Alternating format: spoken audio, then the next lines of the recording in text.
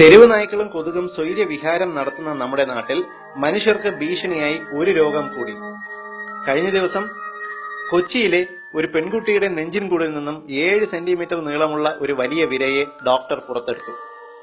ഡൈറോഫൈലേറിയ അല്ലെങ്കിൽ ഹൃദയവിര എന്ന് വിളിക്കുന്ന ഇത് നായ്ക്കളിൽ വളരെ സാധാരണയായി കാണുന്ന ഒരിനം വിരയാണ്. കൊതുക് വഴി നായ്ക്കളിൽ നിന്നും മനുഷ്യരിലേക്ക് വളരെ എളുപ്പം പകരുന്ന ഈ വിരകളുടെ ലാർവകൾ കൊതുകിന്റെ ഉമിനീർ വഴി മനുഷ്യരിലും മറ്റു നായകളിലും വേഗം പടരും. നായയിൽ ഇവ ഹൃദയത്തിനുള്ളിൽ വളർന്ന് പെറ്റുപെരുകി അതിനെ കൊല്ലുന്നു. മനുഷ്യരിൽ ഇവ ചർമ്മത്തിനടിയിലോ കണ്ണിലോ ഹൃദയത്തിലോ ശ്വാസകോശത്തിലോ പെരുകാം. മണ്ണൂത്തി വെറ്റിനറി സർവകലാശാലയിൽ നടത്തിയ പഠനത്തിൽ കേരളത്തിലെ 24% നായകൾക്കും ഈ രോഗം ബാധിച്ചിട്ടുണ്ട് എന്ന് കണ്ടെത്തി. മരുന്നുകൊണ്ട് ഈ വിരയെ നശിപ്പിക്കാനാകില്ല, ശസ്ത്രക്രിയ വഴി നീക്കം ചെയ്യണം. ഹൃദയത്തിലോ ശ്വാസകോശത്തിലോ ഇത് അകപ്പെട്ടാൽ കണ്ടുപിടിക്കാനുമാകില്ല. കേരളത്തിൽ ഈ രോഗം പടരാനുള്ള സാധ്യതയുണ്ട് എന്ന് വിദഗ്ധർ മുന്നറിയിപ്പ് നൽകുന്നു. നിങ്ങളുടെ കുട്ടികൾ നായ്ക്കളുമായി ഇടപഴകുന്നത് കുറയ്ക്കുക.